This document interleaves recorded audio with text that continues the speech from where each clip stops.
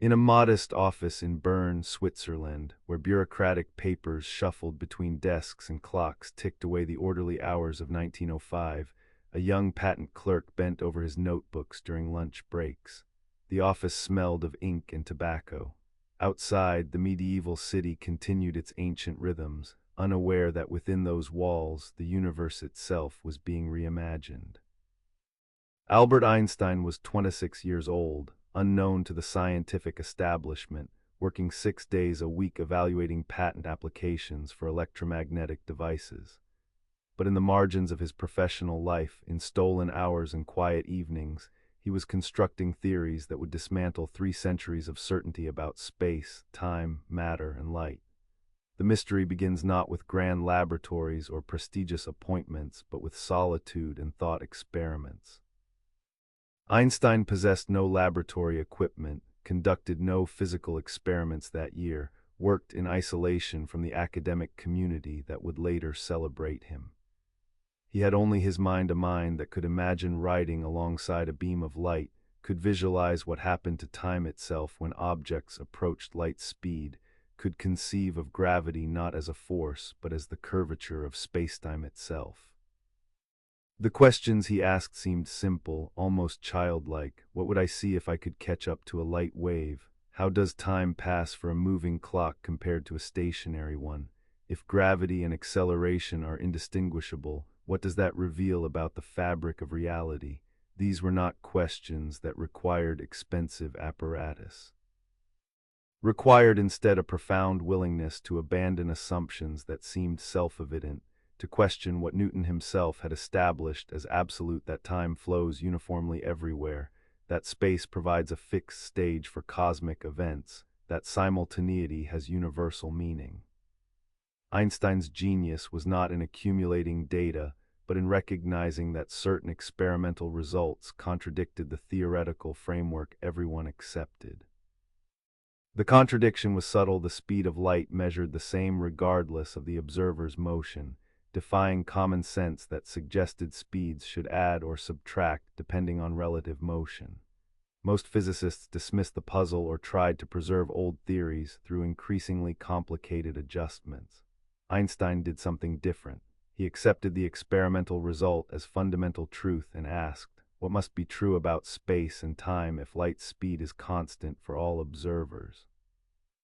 The answer would require abandoning absolute time, would require accepting that clocks moving relative to each other tick at different rates, that objects contract along their direction of motion, that events simultaneous for one observer occur at different times for another. The implications seemed absurd, contradicted every intuition developed through human experience, but the mathematics worked perfectly. The theory explained experimental results that Newtonian physics could not explain. And the theory made predictions, testable predictions about how light would bend near massive objects, how time would dilate in gravitational fields, how mass and energy were equivalent and interconvertible. The predictions seemed impossible, but they would be confirmed, again and again, with increasing precision, until the theory Einstein developed in that patent office became the foundation of modern physics. We explore this chapter not through equations, though the equations matter, but through the mystery of how one mind working in isolation revolutionized humanity's understanding of reality. How a patent clerk with no access to university resources transformed physics more profoundly than anyone since Newton. How thought experiments about riding light beams led to splitting atoms and understanding stars. The evening settles around this mystery. The clocks in the patent office have stopped ticking. The notebooks remain, and in their pages the universe reveals itself to be stranger, more beautiful, more unified than anyone had imagined. Time bends, space curves, light defines the cosmic speed limit, and everything, matter, energy, space, time itself proves to be interconnected in ways that 300 years of physics had never suspected. 1905 is called Einstein's annus mirabilis, his miracle year. In the span of a few months, while still working full-time at the patent office, he published 4 papers in the prestigious journal Annalen der Physik. Each paper alone would have established his reputation. Together, they revolutionized physics. The first paper explained the photoelectric effect using quantum theory, earning Einstein the Nobel Prize 16 years later. The second paper provided mathematical proof that atoms exist by analyzing Brownian motion. The third paper introduced special relativity, fundamentally altering our understanding of space and time. The fourth paper derived E=mc², the most famous equation in physics, revealing the equivalence of mass and energy. 4 papers, 4 revolutions, all from a 26-year-old patent clerk working outside the academic establishment. The mystery deepens when we consider how these papers emerged. Einstein had been thinking about light and motion since his teenage years, when he first wondered what electromagnetic waves would look like to someone traveling alongside them. The question haunted him. Classical physics, the physics of Newton and Maxwell, suggested that someone moving fast enough could catch up to a light wave and see it frozen in space, stationary relative to the observer. But Maxwell's equations describing electromagnetic phenomena contain the speed of light as a fundamental constant. The equations didn't suggest that light's speed depended on the observer's motion. They suggested light always traveled at the same speed regardless of how the source or observer moved. The contradiction bothered Einstein for years. The Michelson-Morley experiment of 1887 had attempted to detect Earth's motion through the luminiferous ether, the hypothetical medium that scientists believed transmitted light waves. The experiment failed, found no variation in light speed regardless of Earth's motion through the supposed ether. Most physicists tried to explain the negative result by introducing complications suggesting the ether dragged along with Earth, or that objects contracted in their direction of motion through the ether just enough to cancel the expected effect. The explanations preserved the ether concept but required adding arbitrary assumptions. Einstein took a different approach. He eliminated the ether entirely, accepted that light speed was truly constant for all observers, and asked, what does this constancy imply about space and time? The answer was special relativity. The theory rests on 2 postulates. First, that the laws of physics are the same in all inertial reference frames moving at constant velocity. Second, that the speed of light in vacuum is the same for all observers regardless of their motion or the light source's motion. From these simple postulates combined with rigorous mathematical reasoning, Einstein derived revolutionary consequences. Time is not absolute. A clock moving relative to an observer runs slower than an identical stationary clock. The effect is real, measurable, and becomes dramatic as velocities approach light speed. A traveler moving at 99% of light speed would age 7 times slower than someone at rest. The traveler's watch, biological processes, everything about their time would slow relative to the stationary observer. Space is not absolute either. Objects contract along their direction of motion. A meter stick moving at high velocity would measure less than a meter to a stationary observer. The contraction is real, not an optical illusion, but an actual physical effect arising from the structure of spacetime itself. In simultaneity, the concept that events happening at the same time have universal meaning dissolves. 2 events simultaneous for one observer occur at different times for an observer in motion relative to the first. There is no universal now. Time is as relative as spatial position. What we thought was the fixed, absolute stage of cosmic events, Newton's uniform time, flowing equally everywhere, proves to be dependent on the observer's motion. The implications cascade outward. If time and space are relative, interconnected, then they must be understood together not as separate entities but as a unified 4-dimensional spacetime. Events don't happen in space at particular times, they happen at particular points in spacetime. The separation between events has spatial and temporal components that different observers measure differently, but there exists an invariant quantity, the spacetime interval, that all observers agree upon. This interval combines spatial and temporal separations in a way that remains constant regardless of the observer's motion. Spacetime itself has geometric structure that transcends any individual perspective. Einstein's fourth paper of 1905 derived perhaps the most famous equation ever written, E equals mc2. Mass and energy are equivalent, interconvertible aspects of the same fundamental quantity. A small amount of mass corresponds to an enormous amount of energy, the conversion factor being the speed of light squared, a very large number. The equation explained phenomena that classical physics could not, where the energy came from when radioactive atoms decayed, how the sun could burn for billions of years, what powered the stars. It predicted that matter could be converted into energy and energy into matter. It revealed that mass was simply concentrated energy, that the division between matter and energy was artificial, that reality at its deepest level exhibited a unity previously unsuspected. The miracle year transformed physics. Introduced quantum mechanics through the photoelectric effect, proved atoms exist through Brownian motion, revolutionized our understanding of space, time, and motion through special relativity, unified mass and energy through E equals mc2, all accomplished by someone working outside the academy, without laboratory facilities, using only thought experiments and mathematical reasoning. The mystery of how this happened, how one mind in 1 year could see so clearly what others had missed, remains profound. We move through the evening contemplating this mystery, contemplating the moment when time became relative, when space curved, when mass revealed itself as frozen energy. The patent office is dark now, the papers are published, and physics will never be the same. The miracle year, when certainty dissolved, when the universe became stranger, when Einstein bent starlight with nothing but thought. Einstein did not work primarily through physical experiments, worked instead through Jedinken experiment thought experiments. Imagined scenarios constructed with perfect precision, scenarios that could not be realized practically, but that revealed logical contradictions in existing theories or demonstrated necessary consequences of proposed principles. The thought experiments were Einstein's laboratory, were the tools through which he explored the implications of relativity, tested the consistency of his ideas, discovered relationships that mathematics alone might not have revealed. The experiments existed only in imagination, but their conclusions transformed our understanding of physical reality. The most famous thought experiment involves riding a light beam.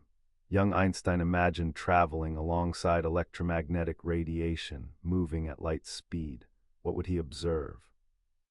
Classical physics suggested he would see a stationary electromagnetic field, frozen waves, unchanging patterns. But Maxwell's equations describing electromagnetism contain no solutions representing stationary light. The equations insisted light always propagated at constant speed. The contradictions suggested something wrong with either classical mechanics or Maxwell's electromagnetism. Einstein's genius was recognizing that the contradiction pointed to a deeper truth, that light speed was truly constant, that this constancy required abandoning absolute time. Another thought experiment explored the relativity of simultaneity. Einstein imagined a train moving at high velocity.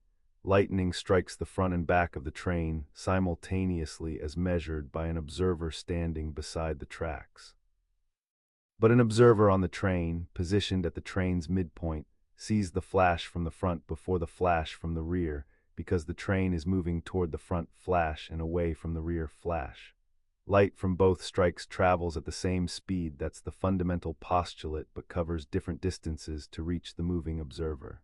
Therefore, the events that were simultaneous for the trackside observer are not simultaneous for the train observer. Simultaneity is relative. The concept of events happening at the same time has meaning only within a specific reference frame.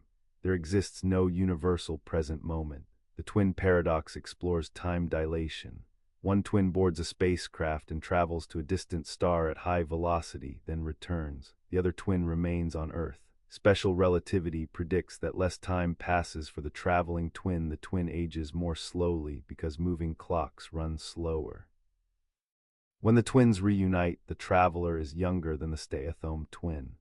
The scenario seems paradoxical. Couldn't we say the Earth twin was moving relative to the spacecraft twin? So shouldn't the Earth twin be younger? The resolution involves recognizing that the situation isn't symmetric. The traveling twin experiences acceleration, must turn around to return home. The acceleration breaks the symmetry. The traveling twin's reference frame is not inertial throughout the journey. Careful analysis shows the asymmetry results in real age difference. The traveling twin genuinely ages less. Time dilation is not illusion but physical reality. The elevator thought experiment led Einstein toward general relativity. Imagine an elevator in empty space, far from any gravitational field, accelerating upward. A person inside the elevator would feel pressed to the floor, would experience what feels like weight.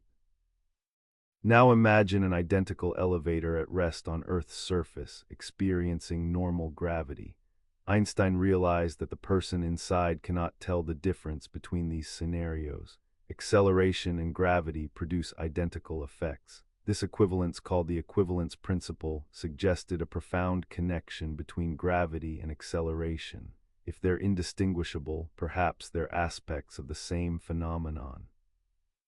Perhaps gravity itself could be understood as a kind of acceleration, as the effect of curved spacetime rather than as a force transmitted through space. Another thought experiment examined light in gravitational fields. If acceleration and gravity are equivalent, and if light bends in an accelerating reference frame, which it must, since the accelerating frame is not inertial, then light must also bend in gravitational fields. Einstein predicted that starlight passing close to the sun would be deflected by the sun's gravity. The prediction seemed impossible to classical physics. Light has no mass, so Newtonian gravity shouldn't affect it. But general relativity predicted a specific, measurable deflection. The prediction was verified during the solar eclipse of 1919, when stars near the sun's edge appeared shifted from their normal positions by the amount Einstein predicted. The observation made Einstein world famous. Proved that gravity could bend light, demonstrated that spacetime itself was curved by massive objects. The thought experiments reveal Einstein's method. He did not begin with complex mathematics, began instead with clear physical principles and worked out their logical implications through carefully constructed imaginary scenarios. The mathematics came later, providing precise formulation of insights gained through thought experiments. The experiments guided his intuition, revealed contradictions, suggested new principles, were tools for thinking about reality in new ways, for escaping assumptions embedded in everyday experience, for asking what must be true if certain principles hold. The experiments cost nothing, required no apparatus, could be performed anywhere, but they transformed physics. We contemplate this mystery as evening deepens, how imagination became more powerful than observation. How scenarios existing only in thought revealed truths about actual spacetime. How Einstein's mind constructed perfect experiments that could never be performed but whose conclusions shaped our understanding of the universe. The laboratory was consciousness itself. The apparatus was logic and consistency. The results were revolutions. Time bends, space curves, gravity is geometry, and all discovered through experiments that existed nowhere except in Einstein's thought, the thought experiments. The imagined elevators and trains and light beams, the scenarios that dismantled Newton and revealed relativity, forever existing in the space between mathematics and reality, between imagination and truth, the experiments that required no equipment but changed everything. Special relativity had transformed our understanding of space and time, had shown they were relative, interconnected, unified into four-dimensional spacetime. But special relativity applied only to inertial reference frames moving at constant velocity without acceleration. It could not address gravity, could not explain acceleration, left Newton's law of universal gravitation standing as separate theory inconsistent with relativity's principles. Einstein knew this incompleteness. Spent the next decade seeking a relativistic theory of gravity, a theory that would incorporate gravitational phenomena into the geometric framework of spacetime. The search was mathematically daunting, conceptually challenging, requiring Einstein to master complex mathematics he had not learned as a student, but the search succeeded. In 1915, Einstein published the field equations of general relativity equations, describing how matter and energy curve spacetime and how this curvature manifests as gravity. The central insight was the equivalence principle. Gravity and acceleration are indistinguishable. A person in a closed room cannot tell whether the force pressing them to the floor is gravity or acceleration. If they cannot tell, perhaps because at fundamental level these phenomena are identical, not merely similar, but actually the same effect arising from different perspectives. Einstein pursued this insight relentlessly. If gravity equals acceleration, and if acceleration involves motion through spacetime, then perhaps gravity itself reflects the geometry of spacetime. Perhaps massive objects don't pull on other objects through some mysterious force acting at a distance. Perhaps instead massive objects curve the spacetime around them, and other objects move along the straightest possible paths through this curved geometry. What we perceive as gravitational attraction is actually objects following geodesics, the shortest paths through curved spacetime. The mathematics required to express this vision was Riemannian geometry, the mathematics of curved spaces developed by Bernhard Riemann in the 1850s, without any thought that it might describe physical reality. Einstein, not expert in this mathematics, collaborated with mathematician Marcel Grossmann to master the necessary techniques. The struggle was intense. Einstein later described the years from 1912 to 1915 as the most difficult and exhausting of his life. He made mistakes, published incorrect field equations, corrected them, struggled with the mathematics complexity. But gradually the theory took shape. The field equations emerged elegant mathematical expressions relating the curvature of spacetime to the distribution of matter and energy. The equations were nonlinear, coupled, extraordinarily difficult to solve, but they were beautiful, and they predicted phenomena that Newtonian gravity could not explain. Mercury's orbit had long puzzled astronomers. The planet's elliptical orbit precessed rotated slowly over time at a rate that Newtonian gravity could not account for. The discrepancy was small but definite, 43 arcseconds per century, beyond what Newton's theory predicted. Various explanations had been proposed, perhaps an undiscovered planet closer to the Sun, perhaps the Sun was slightly oblate. None worked. General relativity explained the anomaly perfectly. The intense curvature of spacetime near the Sun's mass caused Mercury's orbital precession exactly matching observation. Einstein later recalled that when the calculation showed agreement with observation, he experienced heart palpitations, felt something snap inside him. The theory explained what Newton could not. The mathematics reflected reality. The theory predicted that time passes more slowly in stronger gravitational fields. A clock near Earth's surface runs slower than an identical clock at higher altitude where gravity is weaker. The effect is tiny for Earth but measurable with precise instruments. Atomic clocks flown in aircraft run faster than identical clocks on the ground by exactly the amount general relativity predicts.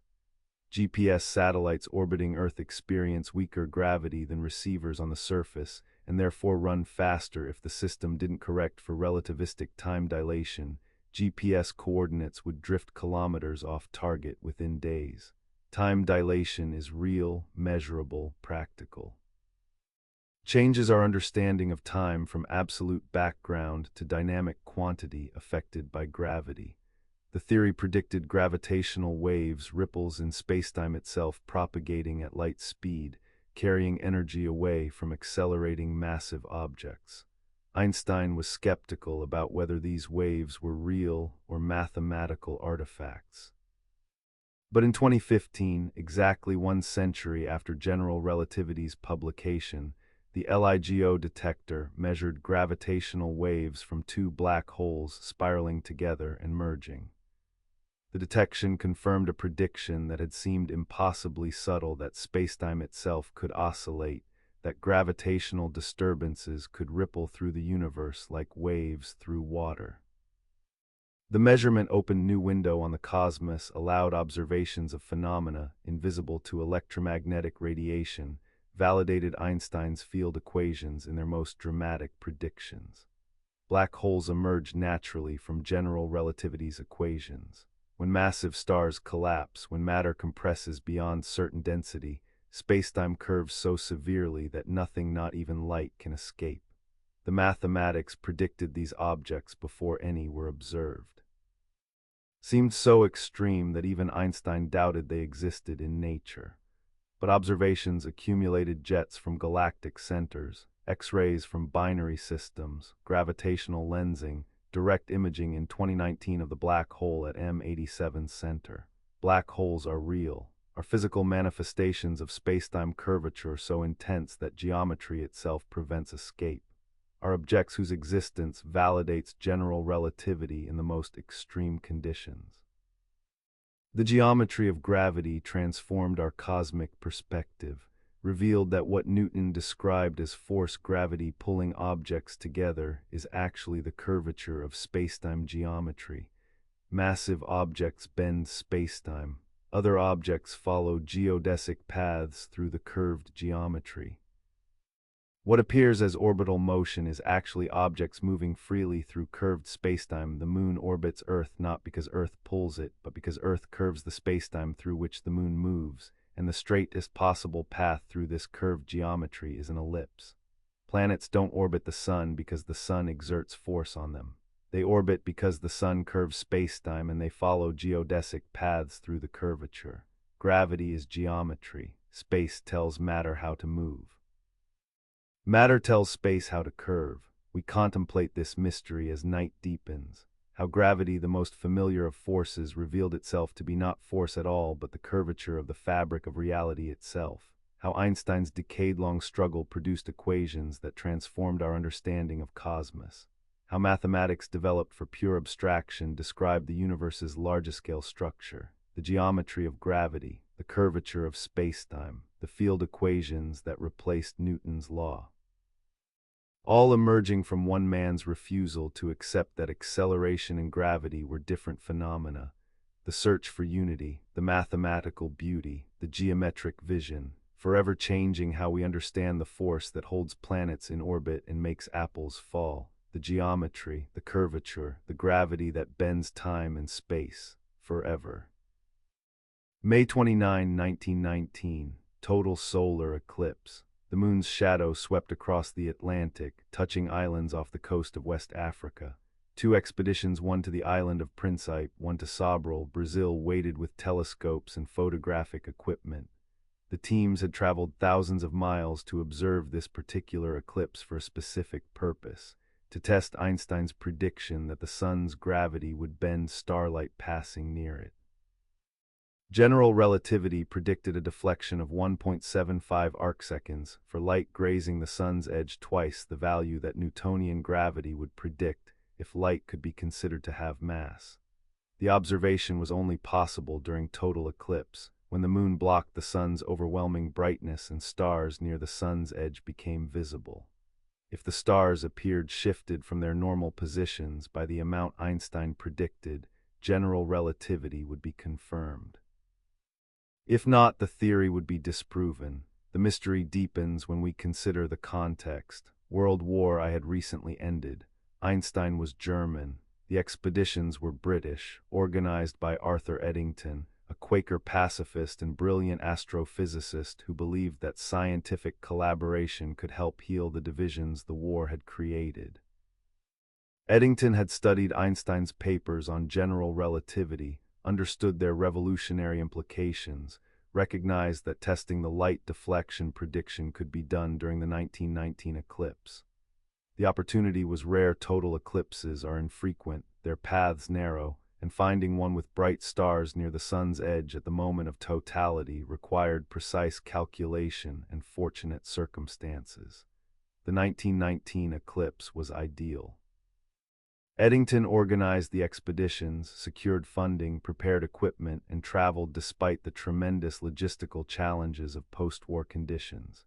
The Principe expedition faced difficulties. The morning of the eclipse brought clouds. As totality approached, the team worried they would observe nothing, but during the critical minutes, clouds thinned slightly. Eddington managed to photograph the star field near the eclipsed sun, though conditions were far from ideal. The Sobral expedition had better weather but encountered technical problems. The main telescope's mirror distorted due to temperature changes, producing blurred images. A smaller backup telescope provided clearer images. Both expeditions returned with photographic plates that had to be carefully analyzed, comparing the positions of stars photographed during the eclipse with their positions when photographed months earlier when the sun was elsewhere in the sky. The analysis was painstaking, required correcting for numerous systematic effects, demanded statistical expertise to determine whether any measured deflection was real or merely measurement uncertainty. November 6, 1919, a joint meeting of the Royal Society and the Royal Astronomical Society in London. The results were announced. The Principe measurements showed deflection of 1.61 arcseconds, within measurement uncertainty of Einstein's prediction. The Sobral measurements showed 1.98 arcseconds, also consistent with prediction. The deflection was real, measurable, matching general relativity's prediction and ruling out the Newtonian value. J.J. Thomson, president of the Royal Society, called the result one of the highest achievements of human thought. The Times of London headline proclaimed, "Revolution in Science / New Theory of the Universe / Newtonian Ideas Overthrown." Einstein, living in Berlin, received a telegram with the news. He responded with characteristic understated confidence. He had been certain the theory was correct. The observations merely confirmed what the mathematics had already proven. The announcement made Einstein world famous overnight, made him the public face of science, the symbol of revolutionary genius, the embodiment of the idea that reality could be stranger than common sense suggested. The fame was unexpected, overwhelming, transformative. Einstein became celebrity, recognized everywhere, sought for interviews, asked to comment on everything from politics to philosophy. He never sought the attention, often found it burdensome, but recognized it gave him platform to advocate for causes he believed in: pacifism, international cooperation, civil rights, academic freedom. The eclipse observations had validated scientific theory. But they also created cultural phenomenon, made abstract physics headline news, made relativity part of public consciousness, made Einstein into icon. The observations themselves were more complex than simple headlines suggested. The measurements had significant uncertainty. Later analysis would show that Eddington's enthusiasm for general relativity may have influenced how he interpreted ambiguous data, that he may have given more weight to photographic plates that supported Einstein's prediction and less to those that didn't. Modern reassessment of the original data suggests the results were less definitive than Eddington claimed, but this doesn't diminish the eclipse observations' historical importance. They were a genuine attempt to test theory through observation. They showed deflection in right direction, roughly right magnitude, and subsequent observations with better equipment, more precise techniques, have confirmed the prediction repeatedly. Radio interferometry measurements of quasars show light deflection matching general relativity's predictions to better than 0.01%. The eclipse observations were imperfect but pointed in right direction. The eclipse also symbolized something larger: the power of scientific method to transcend national boundaries, to unite people through shared pursuit of truth. Here were British scientists traveling to remote locations to test a German scientist's theory, doing so immediately after a devastating war between their nations. The collaboration demonstrated that science could bridge divisions, that pursuit of knowledge could create connections stronger than political conflicts. Eddington believed this deeply. Einstein valued it equally. The eclipse observations became not just scientific validation, but symbol of science's unifying potential, of humanity's ability to cooperate in understanding nature's laws regardless of the divisions that politics and war created. We contemplate this mystery as darkness deepens, how the eclipse proved Einstein right, how starlight bent by the sun confirmed that gravity was geometry, how British and German scientists collaborated to test revolutionary theory, how imperfect measurements nonetheless pointed toward truth, how scientific validation created cultural phenomenon, how the eclipse of 1919 brought general relativity from mathematical abstraction to confirmed reality. The stars shifted, the measurements matched prediction, Einstein became famous, and gravity revealed itself to be the curvature of spacetime just as the equations suggested, the eclipse, the bent starlight, the validation. Forever the moment when Einstein's geometric vision became publicly confirmed truth. Forever. Einstein's relationship with quantum mechanics was paradoxical. He helped create quantum theory. His 1905 paper on the photoelectric effect was first major application of quantum concepts, earned him the Nobel Prize, demonstrated that light comes in discrete packets, photons, rather than continuous waves. But as quantum theory developed through the 1920s, as Heisenberg and Schrödinger and Bohr formulated complete quantum mechanics, Einstein became its most thoughtful critic. He understood the theory's mathematics, recognized its predictive success, acknowledged its explanatory power, but he believed it was incomplete, believed there must be deeper reality beneath quantum randomness, believed nature could not be fundamentally probabilistic. Believed, as he famously said, that God does not play dice. The mystery lies in understanding Einstein's objection. He wasn't rejecting quantum mechanics' experimental predictions, those were confirmed repeatedly, undeniably successful. He objected to the theory's interpretation, to what it suggested about reality's fundamental nature.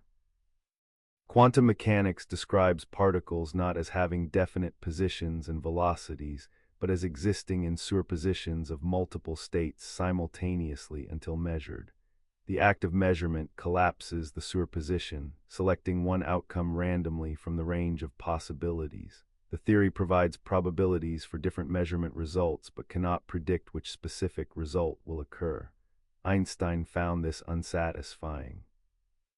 Not because he doubted the mathematics or the experimental agreement, but because he believed complete physical theory should describe what's actually happening, not merely predict measurement probabilities. The EPR paradox, named for Einstein, Podolsky, and Rosen, who published it in 1935, aimed to show quantum mechanics was incomplete. The argument involved two particles prepared in entangled state, correlated in such way that measuring one particle instantly determines the other particle's state, regardless of separation distance. Quantum mechanics predicts these correlations, but Einstein argued this implied either faster than-light influence, which relativity forbids, or that particles had definite properties all along, hidden from quantum mechanical description. If particles had definite properties before measurement, then quantum mechanics was incomplete, failed to describe these hidden variables that determined measurement outcomes. Einstein believed hidden variables must exist, believed there must be deeper deterministic reality underlying quantum randomness. Bohr responded to EPR with complementarity principle, the idea that quantum systems don't have definite properties independent of measurement, that asking about particles' position before measurement is meaningless. Properties emerge through measurement interaction. The debate became philosophical. Einstein insisted on objective reality existing independent of observation. Bohr argued that quantum mechanics showed such independence was illusion, that properties exist only in context of measurement. Neither convinced the other. The debate revealed deep questions about reality's nature. Does reality exist independent of observation, or does observation create reality? Can science describe what really is, or only predict what we'll observe? The debate remained philosophical until 1964, when John Stuart Bell derived mathematical theorem showing that if hidden variables exist as Einstein believed, then certain statistical correlations between entangled particles must obey specific inequality. But quantum mechanics predicts violations of Bell's inequality. The predictions differ, could be tested experimentally. Beginning in 1970s, increasingly precise experiments tested Bell's inequality. Results consistently showed violations exactly as quantum mechanics predicted. Hidden variables of type Einstein envisioned cannot exist. Either quantum randomness is fundamental or hidden variables must involve faster than-light influences that Einstein would have rejected. The experiments vindicated Bohr's interpretation over Einstein's. Reality is genuinely probabilistic at quantum level or involves non-local connections that Einstein found equally troubling. Yet Einstein's dissatisfaction pointed toward real issues. Quantum mechanics works perfectly for making predictions but leaves deep questions unanswered. What actually happens during measurement? Why does superposition collapse? How does entanglement work? How do widely separated particles maintain correlations? Modern physics still debates these questions. Multiple interpretations exist: Copenhagen interpretation, Manuworld's interpretation, pilot wave theories, consistent histories. All produce same predictions but differ on what's really happening. Einstein believed science should explain reality, not merely predict observations. That intuition remains relevant even though his specific objections to quantum mechanics were proven wrong. The quantum puzzle reveals limits of human understanding, shows that nature at fundamental level operates according to principles that contradict everyday intuition. Shows that reality behaves differently at quantum scales than at scales we directly experience. Einstein, who had successfully overthrown Newtonian absolutes by trusting careful reasoning over intuition, found himself in position Newton had occupied, defending intuitions about reality's nature against theory that worked but seemed impossible. The irony is profound. The revolutionary who transformed physics by abandoning assumptions everyone accepted became skeptic, resisting transformation that next generation pursued. But Einstein's skepticism was productive. His challenges forced quantum mechanics defenders to clarify the theory's foundations, to address interpretational questions, to develop Bell's theorem and experimental tests. His refusal to accept probabilistic interpretation as final word inspired searches for deeper theories. And his geometric intuition about spacetime suggests possible direction. Perhaps quantum mechanics and general relativity will eventually unify in deeper theory, where both emerge from geometric structure of reality. String theory, loop quantum gravity, other approaches to quantum gravity pursue this hope that Einstein's geometric vision and quantum theories, probabilistic predictions, might both arise from more fundamental description. We contemplate the puzzle as night deepens. How Einstein created quantum theory but rejected its interpretation. How his objections to probability and randomness were proven wrong by experiments. How his insistence on deeper reality beneath quantum phenomena nonetheless raised questions still debated. How the revolutionary became skeptic. How the man who bent spacetime could not accept that nature plays dice. The quantum puzzle, the EPR paradox, the Bell inequality violations. The interpretational debates continuing decades after Einstein's death, all testifying to how strange reality is at its foundations. How far quantum behavior diverges from intuition, how even Einstein's genius could not see clearly into quantum realm. The puzzle remains, the debates continue, and Einstein's quantum dissatisfaction echoes still through physics, forever unresolved, forever profound, forever testament that even revolutionary minds have limits. The quantum puzzle Einstein never solved, forever. August 2, 1939. Einstein signed a letter to President Franklin Roosevelt. The letter was brief, 1.5 pages, but its implications were enormous. It warned that recent nuclear physics research suggested uranium could sustain chain reactions, releasing vast energy. It noted that Nazi Germany had stopped uranium sales from Czechoslovakian mines it controlled. It recommended that the United States government support nuclear research and secure uranium supplies. The letter was drafted by Leo Szilard, a Hungarian physicist who had fled Nazi Germany and recognized the military implications of nuclear fission. But the letter needed Einstein's signature to ensure Roosevelt would take it seriously. Einstein, world-famous, trusted by the public, lent his authority to the warning. The letter reached Roosevelt in October. Within months, the government initiated research that would eventually become the Manhattan Project, the program that developed atomic bombs. The mystery begins with Einstein's role. He did not work on the Manhattan Project, did not participate in bomb development, did not know details of the program until after Hiroshima. His contribution was the letter and indirectly, the equation E equals mc2 that revealed mass energy equivalence, making atomic bombs theoretically possible, but signing that letter haunted Einstein for the rest of his life. He later called it the one great mistake of his life, said if he had known Germany would not succeed in developing atomic weapons, he never would have signed. The statement oversimplifies the letter. Probably didn't significantly accelerate the Manhattan Project. The US likely would have developed atomic weapons regardless, but Einstein's remorse was genuine. He had helped create the weapons that killed hundreds of thousands at Hiroshima and Nagasaki, that threatened humanity with nuclear annihilation. The historical context complicates judgment. In 1939, when Einstein signed the letter, Nazi Germany appeared unstoppable, had conquered Austria and Czechoslovakia, would soon invade Poland, triggering World War II. The possibility that Hitler might acquire atomic weapons was terrifying. Would have meant Nazi Germany possessing power to destroy entire cities, to blackmail or annihilate opponents. The scientists who urged Einstein to sign the letter were refugees from Nazi Germany. They had seen fascism firsthand. They knew what Hitler was capable of. They believed that if Nazi Germany developed atomic bombs first, civilization itself might be destroyed.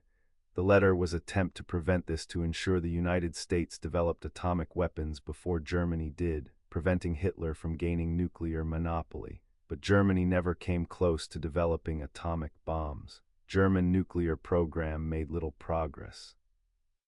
Was undermined by loss of Jewish scientists who fled, by misguided theoretical assumptions, by resource constraints as the war turned against Germany.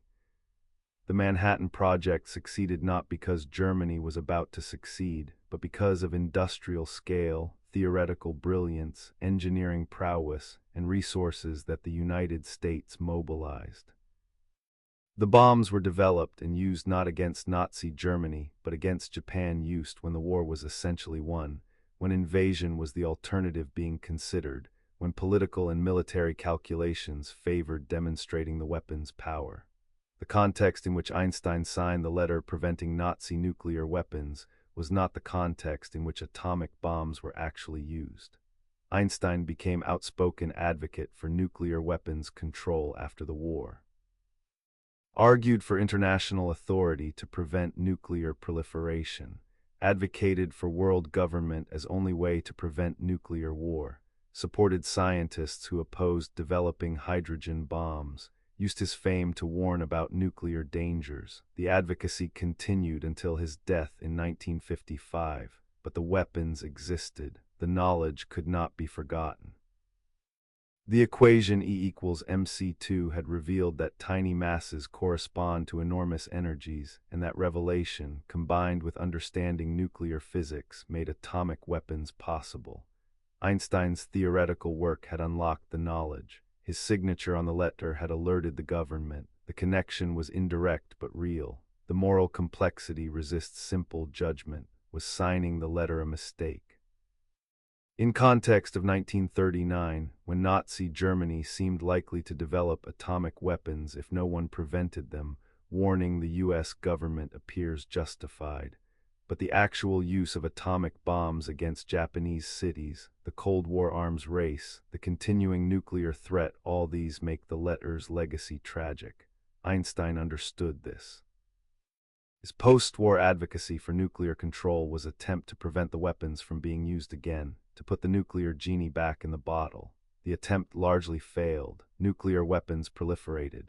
Cold War brought humanity repeatedly to the brink of nuclear war. The knowledge exists, the weapons exist, and Einstein's equation, derived in 1905 from pure theoretical considerations about mass and energy, proved to be blueprint for releasing the energy locked in atomic nuclei. The letter that changed history reveals the unpredictable consequences of scientific knowledge.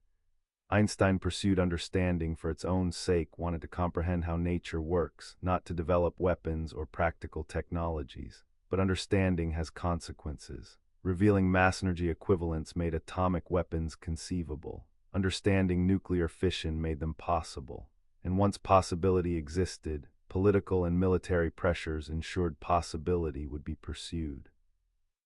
Scientists cannot predict how their discoveries will be applied, cannot control how knowledge will be used once revealed, cannot prevent understanding from having consequences they never intended or desired. We contemplate this as darkness deepens, how Einstein's quest for understanding led to weapons that threatened humanity, how the letter signed in 1939 contributed to Manhattan Project, how theoretical physics became means of unimaginable destruction. How Einstein spent his final years trying to control what his earlier work had unleashed. The equation E equals mc2 contains within it both peaceful energy production and atomic bombs, same physics, different applications, the letter that changed history, the warning that helped create the weapons, the remorse that followed, all testimony to the moral ambiguity of scientific knowledge, to the fact that understanding nature's laws does not determine how that understanding will be used. The letter. The bomb, the mushroom cloud, the Cold War, all connected through Einstein's physics and Einstein's signature, the letter that changed history, forever haunting, forever consequential, forever reminding that scientific knowledge is power and power is never morally neutral, forever. Einstein spent the last 30 years of his life searching for a unified field theory, a single mathematical framework that would unify general relativity and electromagnetism, perhaps eventually including other forces. He believed that nature at its deepest level must be unified, that gravity and electromagnetism must be aspects of a single, more fundamental interaction. He pursued this vision with the same dedication he had brought to developing relativity, working through hundreds of pages of calculations, publishing papers proposing various approaches, always hoping the next attempt would succeed. None did. The unified theory eluded him. He died in 1955 with the search unfinished, the unification unrealized. The mystery is why Einstein pursued this goal so relentlessly when most physicists had moved on to quantum mechanics and nuclear physics. Partly because his geometric intuition suggested unification was possible if gravity could be understood as spacetime curvature, perhaps electromagnetism could also emerge from geometric structures. Partly because he believed theoretical physics should explain fundamental forces, not merely catalog them. If gravity and electromagnetism both shape how matter behaves, there should be deeper principle from which both arise. The conviction was aesthetic as much as empirical belief that nature's laws should be simple, elegant, unified rather than being disconnected collection of separate forces. Einstein's approach was to generalize the mathematics of general relativity. General relativity describes gravity through the curvature of four-dimensional spacetime represented by the metric tensor, a mathematical object encoding spacetime's geometry. Einstein tried extending this to higher dimensions, to more complex geometric structures, hoping that electromagnetic fields would emerge naturally from the extended geometry just as gravity emerged from spacetime curvature. He investigated five-dimensional theories, torsion, various mathematical structures. The approaches were mathematically sophisticated but lacked clear physical motivation. They produced no testable predictions, explained no unexplained phenomena, made no contact with experimental reality. The problem partly was that Einstein was working with incomplete knowledge.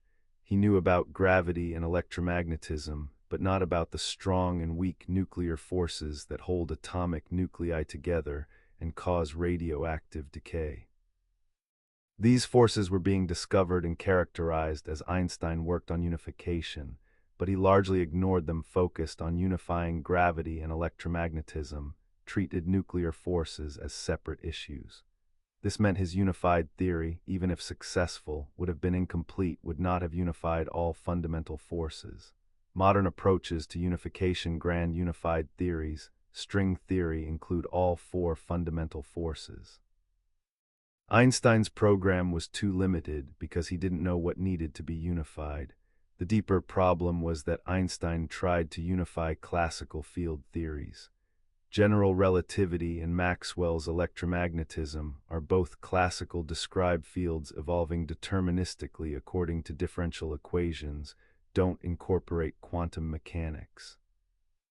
But quantum mechanics is essential to understanding electromagnetism at fundamental level. Electromagnetic fields are quantized as photons. The theory must be quantum field theory, not classical field theory.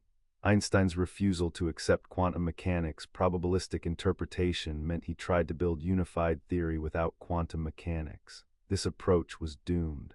Cannot unify gravity with electromagnetism without addressing quantum nature of both. Modern attempts at unified theories, quantum field theories, string theory, are fundamentally quantum. Einstein's classical approach couldn't succeed, yet Einstein's search was not entirely futile. His geometric intuition that forces should emerge from spacetime geometry proved prescient. Modern gauge theories understand all fundamental forces except gravity as arising from symmetries in abstract spaces analogous to spacetime.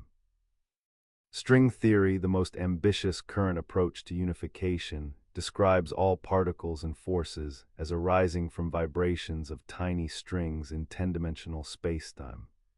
The approach is deeply geometric, realizes Einstein's intuition that geometry should explain physics, though in very different mathematical framework than Einstein imagined. His conviction that unification was possible and should be pursued geometrically has influenced theoretical physics profoundly, even though his specific approaches failed.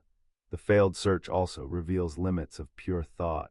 Einstein's greatest successes, special and general relativity, combined mathematical reasoning with close attention to experimental puzzles. Special relativity explained the constancy of light's speed. General relativity explained Mercury's orbital precession. Both theories addressed specific experimental anomalies that previous theories couldn't explain. But Einstein's search for unified field theory lacked this empirical grounding, had no unexplained phenomena that demanded unification, no experimental puzzles that unification would solve, was purely theoretical program driven by aesthetic conviction that nature should be unified. Without experimental guidance, the mathematics became speculative, untethered from reality. Einstein's isolation increased as he pursued unification. He had moved to Princeton's Institute for Advanced Study in 1933, fleeing Nazi Germany, worked there until his death, but he became increasingly disconnected from the mainstream of physics. While he worked on classical unified field theory, other physicists developed quantum electrodynamics, nuclear physics, particle physics, all the frameworks that would dominate mid-20th century physics. Young physicists stopped visiting Einstein to discuss ideas. His papers were published but not widely read. He was revered as a historical figure but considered out of touch with contemporary physics. The isolation was partly self-imposed. He could have engaged with quantum mechanics, could have tried to contribute to developments he didn't like, but he chose instead to pursue his own vision. The choice meant his final decades were scientifically lonely, his work largely ignored. The search for unified theory was not failure in the sense that it taught nothing. Einstein's attempts illuminated why unification is difficult, what approaches don't work, what challenges any unified theory must overcome. His geometric intuition has proved valuable even though his specific proposals failed, and his insistence that theoretical physics should seek unity rather than accepting proliferation of forces has shaped how physicists think about fundamental theory. We judge theories partly by their elegance, by how much they explain with how few principles. This aesthetic criterion traces to Einstein's influence, to his demonstration that simple principles, equivalence of inertial and gravitational mass, constancy of light speed, can generate revolutionary theories. We contemplate the mystery as night deepens, how Einstein spent 30 years searching for unification that eluded him. How the geometric approach that revolutionized gravity could not encompass electromagnetism without quantum mechanics he rejected. How aesthetic conviction drove research that produced no results. How isolation increased. How how the search both failed and pointed toward approaches that came later, the unified theory that eluded him, the calculations that led nowhere, the conviction that unification was possible even when methods were inadequate, all testimony to limits even of Einstein's genius. To the fact that intuition and mathematics are not sufficient without empirical grounding, to the reality that some problems cannot be solved by pure thought alone, the unified theory, forever elusive, forever pursued, forever testimony that even Einstein could not see clearly to physics' future, the search, the failure, the lesson, forever. Einstein was lifelong pacifist, opposed military service, renounced German citizenship partly to avoid conscription, opposed World War I, signed public statements against rearmament between the wars, advocated for world government as only way to prevent future wars, believed that violence was never justified, that conflicts should be resolved through negotiation and international law. The pacifism was moral conviction, not political calculation. Was deeply held principle that shaped his actions throughout his life. Yet this same pacifist signed the letter warning Roosevelt about Nazi atomic weapons research, and this same pacifist's equation, E=mc2, became the theoretical foundation for atomic bombs. The contradiction reveals the moral complexity of living according to principles in a world that often makes those principles impossible to maintain. The pacifism began early. As a teenager, Einstein found German military culture oppressive.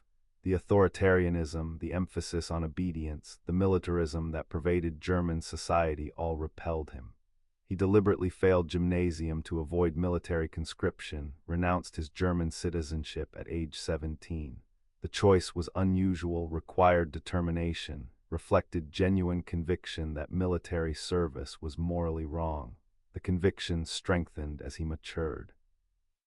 By the time World War I began in 1914, Einstein was established physicist living in Berlin. Most German intellectuals supported the war, signed manifestos justifying German militarism. Einstein refused, signed counter-manifesto calling for European cooperation for peaceful resolution of conflicts. The position was deeply unpopular, marked him as unpatriotic, created tensions with colleagues who supported the war. After the war, Einstein became prominent advocate for international reconciliation, supported League of Nations, argued for European cooperation, traveled widely promoting peace. The advocacy made him controversial. Nationalists attacked him as unpatriotic, as someone who valued international cooperation over German interests, but Einstein persisted, believed that another European war would be catastrophic, believed that only international institutions could prevent future conflicts. The rise of Nazi Germany challenged this conviction. Hitler's regime was explicitly militaristic, celebrated violence, glorified conquest. Appeasing such regimes seemed futile. Negotiating with Hitler seemed pointless. The pacifist conviction that conflicts should be resolved peacefully confronted reality where one side rejected peaceful resolution entirely. Einstein left Germany in 1933, settled in United States, watched from abroad as Nazi Germany grew stronger, more aggressive. Watched the policy of appeasement fail, watched as Hitler annexed Austria, dismembered Czechoslovakia, prepared to invade Poland. The crisis forced Einstein to reconsider his pacifism. If war was inevitable, if Hitler could only be stopped through military force, then absolute pacifism became untenable. Einstein made painful compromise, acknowledged that Nazi Germany must be defeated militarily, that pacifist principles had to be suspended in face of such threat. The compromise was not abandonment of pacifism, but recognition that sometimes principles cannot be maintained absolutely, that sometimes choosing lesser evil is necessary even when every option is morally troubling. Signing the letter to Roosevelt was extension of this compromise. If atomic bombs were possible, and if Nazi Germany was attempting to develop them, then United States had to develop them first. The logic was strategic, better that democracy possessing atomic weapons than that fascism did, but the logic also contradicted everything Einstein had advocated. He had opposed weapons development, opposed militarism, opposed wars. Now he was warning about ultimate weapon, encouraging its development, accepting that use might be necessary. The contradiction haunted him. But in context of 1939, with Hitler's aggression unchecked and the possibility of Nazi atomic weapons, Einstein believed he had no choice. The post-war years brought renewed commitment to pacifism, but pacifism now tempered by awareness of moral complexity. Einstein advocated for world government with monopoly on military force, argued that nation-states possessing weapons made war inevitable, that only international authority could prevent conflicts. Supported United Nations but criticized its weakness, advocated for nuclear weapons control, opposed developing hydrogen bombs, supported conscientious objectors, used his fame to speak against militarism, but he never returned to absolute pacifism he had held earlier, never claimed that violence was never justified. Acknowledged instead that sometimes circumstances make pacifist principles impossible to maintain purely, that sometimes choosing lesser evil is necessary even when every option is compromised. The moral complexity reveals that principles are guides, not absolutes, that living according to convictions requires judgment about when principles apply and when circumstances override them. Einstein believed violence was wrong, believed conflicts should be resolved peacefully, but also recognized that Nazi Germany could not be stopped peacefully, that developing atomic weapons was necessary to prevent Hitler from having nuclear monopoly, that sometimes moral compromise is unavoidable. The recognition did not make him comfortable with the compromises, did not prevent remorse about signing the letter, did not make him accept that atomic bombs were justified, but it did make him acknowledge that pure adherence to pacifist principles was not always possible.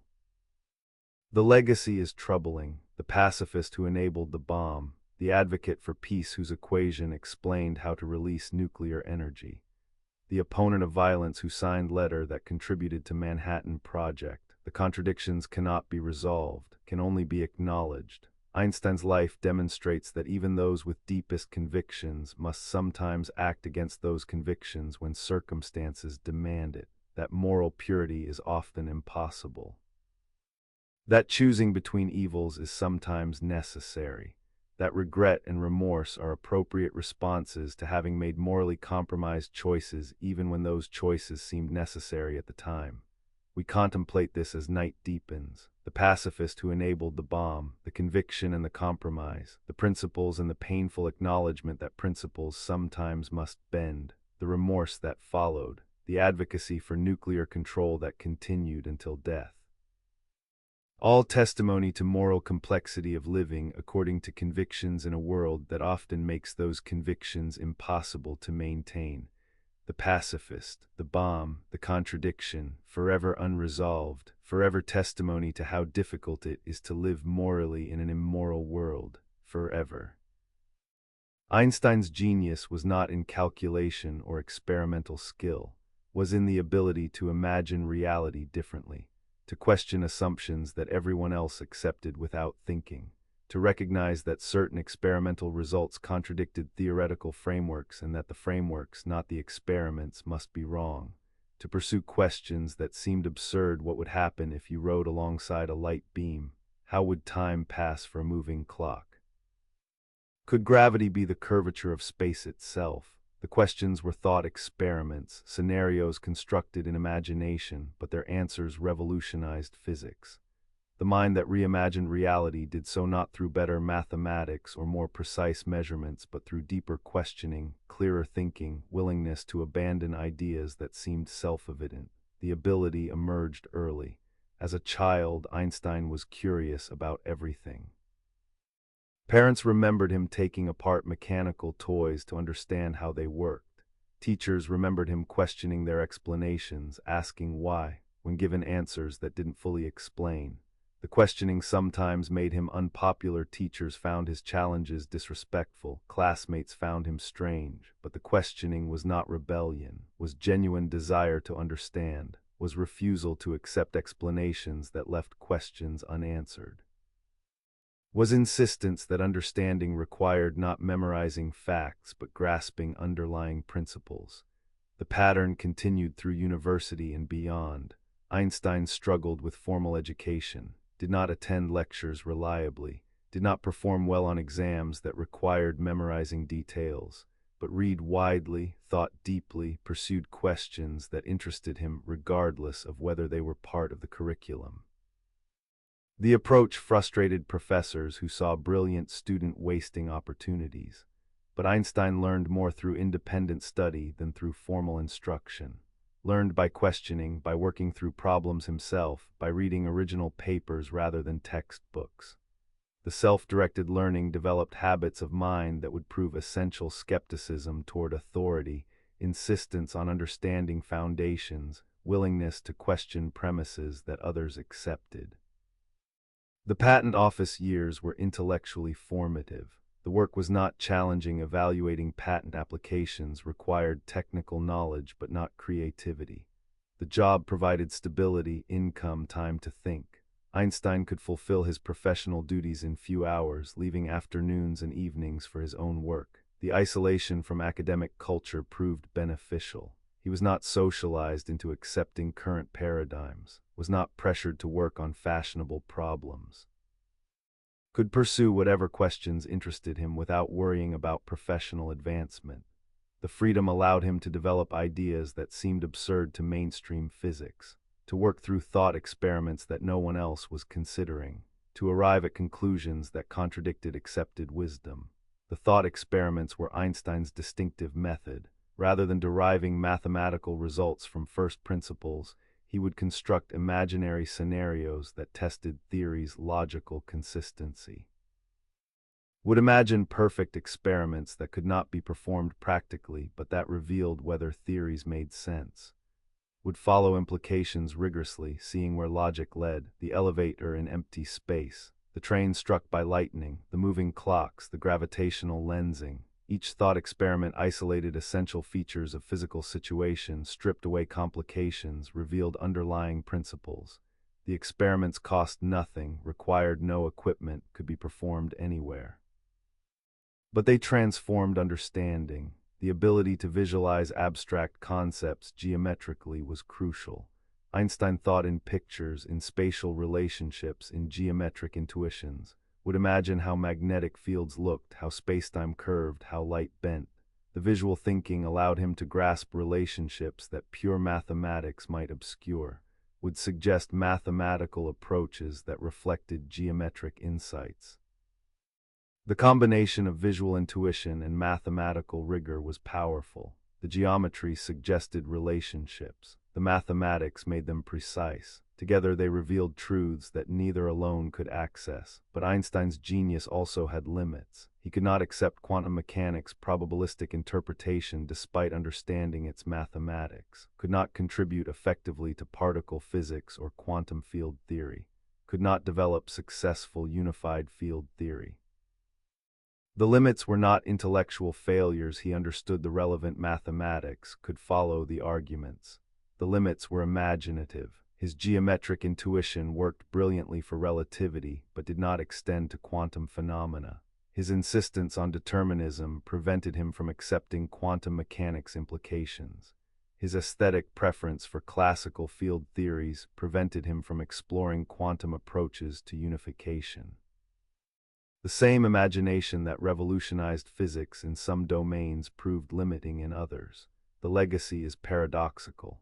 Einstein's methods, questioning assumptions, thought experiments, geometric intuition, worked spectacularly for problems where those methods applied, but did not transfer to all problems, worked for relativity, did not work for quantum mechanics or unified field theory.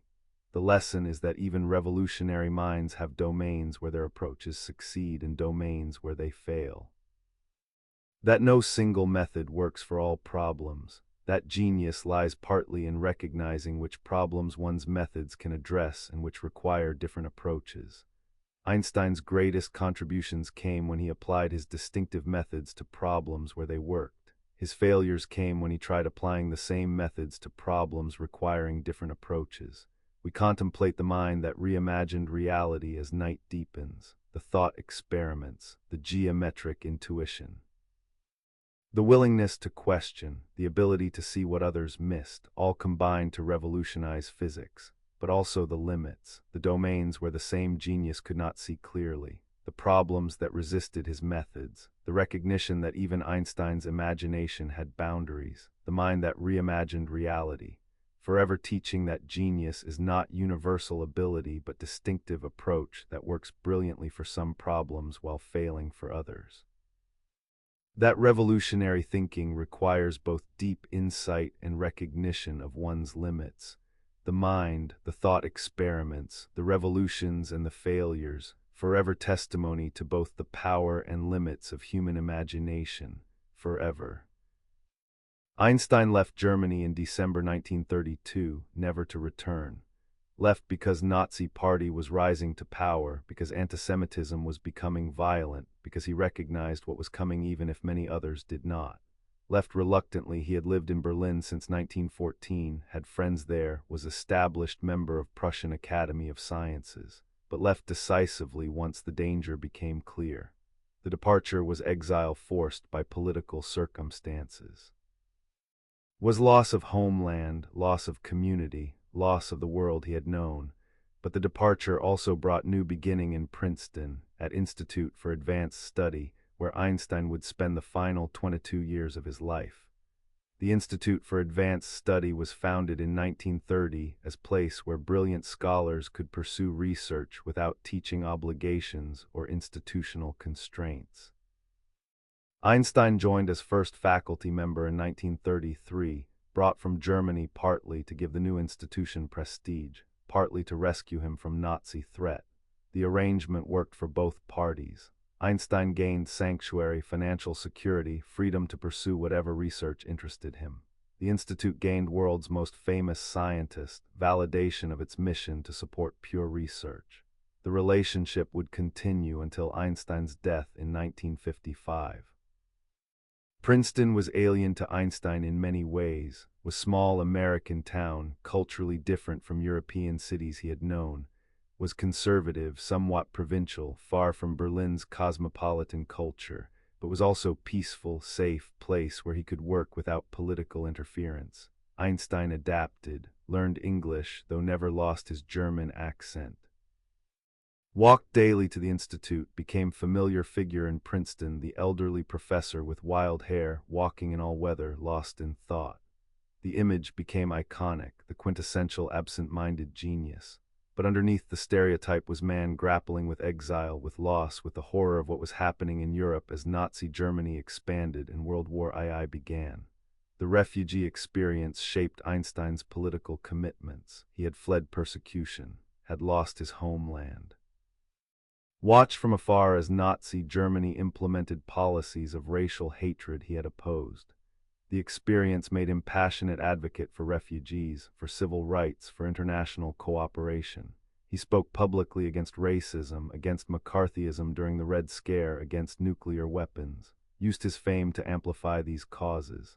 The advocacy sometimes made him controversial. FBI kept extensive files on him, suspicious of his political activities. But Einstein persisted. Believed that having escaped persecution himself, he had obligation to speak for others facing similar threats. The Princeton years were scientifically isolated but personally meaningful. Einstein continued working on unified field theory, pursuing the quest that would ultimately prove futile, but he also enjoyed life, played violin, sailed on nearby lake, maintained correspondence with scientists, philosophers, world leaders. Received countless visitors, students seeking wisdom, refugees seeking help, journalists seeking interviews. The attention was sometimes burdensome, but Einstein generally remained accessible, generous with time despite the interruptions. The death of his second wife Elsa in 1936 brought grief, but also increased independence. Einstein had married Elsa in 1919 after divorcing his first wife Milva. The second marriage was companionate rather than passionate. Elsa managed Einstein's household, protected him from excessive demands on his time, provided stability. Her death left Einstein more alone but also more free to live as he chose. He continued working, continued his political advocacy, continued engaging with the world on his own terms. The later years brought increasing frailty. Einstein's health declined. He knew time was limited, but continued working almost until the end. The final project was another attempt at unified field theory calculations left unfinished when he died in April 1955 at age 76. The death was quiet, undramatic. He had lived long enough to see atomic bombs used, to see nuclear arms race begin, to see the State of Israel established. He had declined offer to become its president, to see general relativity confirmed through increasingly precise observations. Had lived to see both the fulfillment of his scientific vision and the troubling consequences of his discoveries. The legacy he left was multifaceted. The scientific contributions: special relativity, general relativity, contributions to quantum theory permanently transformed physics. The equation E equals mc2 became most famous equation in science. The cultural impact made Einstein's symbol of genius, made his name synonymous with intellectual brilliance. The political advocacy for peace, for refugees, for civil rights established him as moral voice. The image, the wild hair, the casual dress, the gentle demeanor became iconic, representing the ideal of the brilliant, humble scientist pursuing truth. But the legacy is also complicated by the atomic bomb, by the quantum mechanics debate, by the failed search for unified theory, by the disconnect between popular image and actual person, by the gap between reverence for Einstein and understanding of what he actually achieved and failed to achieve. The refugee who found sanctuary in Princeton became global icon, but the icon obscures the complex, flawed, deeply human figure. The genius who revolutionized physics, the pacifist who enabled the bomb, the skeptic of quantum mechanics, the seeker after unified theory that eluded him. The refugee who found sanctuary but never fully belonged, all aspects of same person. All part of the legacy. We contemplate this as darkness deepens. The refugee who found sanctuary, the exile who made Princeton home, the scientist who continued working despite isolation, the advocate who spoke for justice, the icon whose image obscured his humanity, the sanctuary that allowed him to continue, the work that remained unfinished, the legacy that endures, forever complex, forever human, forever both the reverence and the reality, the refugee, the sanctuary, the final years.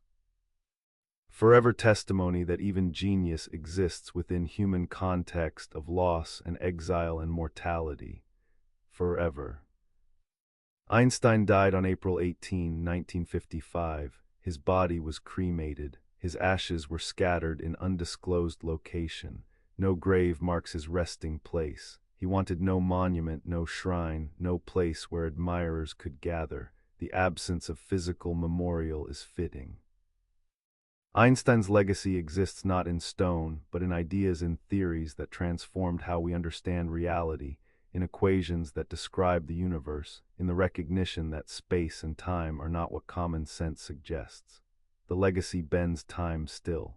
General relativity's predictions are verified daily through GPS satellites that must correct for relativistic effects, through observations of gravitational waves from distant cosmic collisions, through imaging of black holes whose existence Einstein predicted but doubted, through countless experiments confirming that reality is indeed as strange as Einstein's mathematics suggested. The cultural legacy is equally profound. Einstein became symbol of genius, representation of human intellectual achievement at its peak. The iconic image, the wild white hair, the penetrating eyes, the tongue out in that famous photograph became shorthand for brilliance. Einstein became adjective meaning exceptionally smart. The fame was both earned and burdensome. Earned because his contributions to physics were genuinely revolutionary. Burdensome because the fame obscured the person, created caricature that bore limited resemblance to actual Einstein. The icon became divorced from the reality. The scientific legacy continues evolving. General relativity remains foundation for cosmology, for understanding universe's large-scale structure and evolution. The equations describe expanding universe, black holes, gravitational waves, spacetime's curvature. Modern cosmology, the study of universe's origin, evolution, and fate, is built on general relativity. Without Einstein's theory, we could not understand cosmic microwave background, could not make sense of accelerating cosmic expansion, could not comprehend how universe evolved from hot, dense state 14 billion years ago. The theory provides framework for understanding cosmos itself. Special relativity is equally essential to modern physics. Particle accelerators operating at CERN and other facilities routinely accelerate particles to velocities approaching light speed.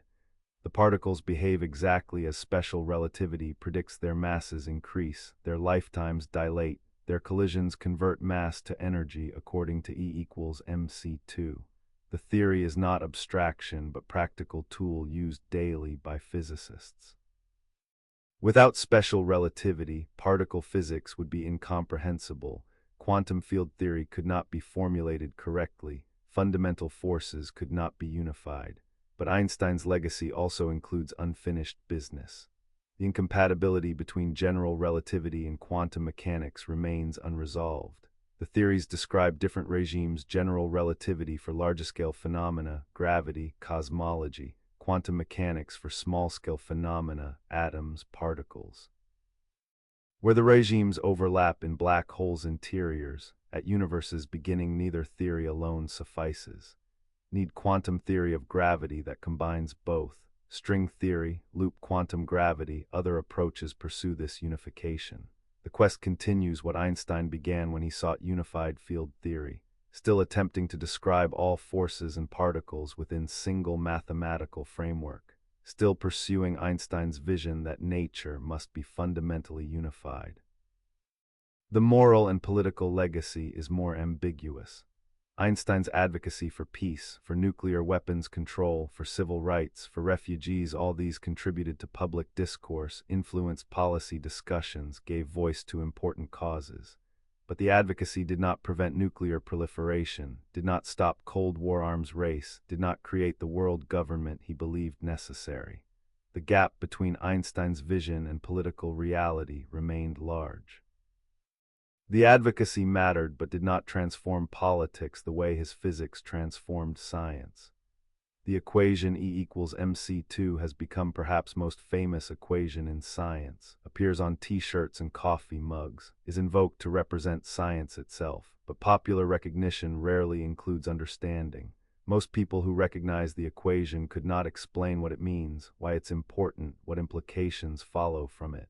The equation's fame is divorced from its content. Has become symbol of science, of genius, of deep truth without the understanding that would give the symbol meaning. The gap between recognition and comprehension is characteristic of Einstein's cultural legacy. Everyone knows the name, few understand the work. The legacy includes the mistakes and failures alongside the successes. The rejection of quantum mechanics' probabilistic interpretation was mistake. Experiments proved Einstein wrong. The search for unified field theory was failure. 30 years produced no successful theory. The letter to Roosevelt contributed to development of weapons Einstein came to regret. The failures do not diminish the successes, but they make the legacy human rather than mythical, make Einstein a person who was sometimes wrong, sometimes failed, sometimes made choices he regretted. The recognition that even genius has limits is important, prevents idol worship, preserves the humanity that the iconic image obscures. The deepest legacy is the demonstration that reality is stranger than intuition suggests, that common sense is poor guide to how universe actually works, that careful reasoning and mathematical rigor can reveal truths that contradict everything everyday experience teaches, that space and time are not what they seem, that gravity is geometry, that mass and energy are equivalent, that light speed is absolute while time and space are relative. These insights permanently changed human understanding, made the universe both more mysterious and more comprehensible. More mysterious because reality proves far stranger than anyone imagined. More comprehensible because mathematical theories can describe this strangeness with precision. We contemplate the legacy as night deepens, the theories that transformed physics, the equations that describe reality, the image that became icon, the failures alongside successes. The political advocacy and its limits, the unfinished quest for unification, the ongoing verification of predictions, all comprising legacy that bends time still, that shapes how we understand universe, that continues influencing physics and culture decades after Einstein's death.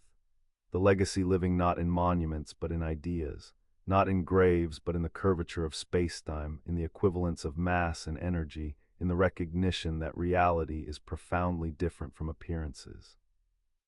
The legacy that bends time still, forever transforming, forever verified, forever Einstein's gift to human understanding, forever.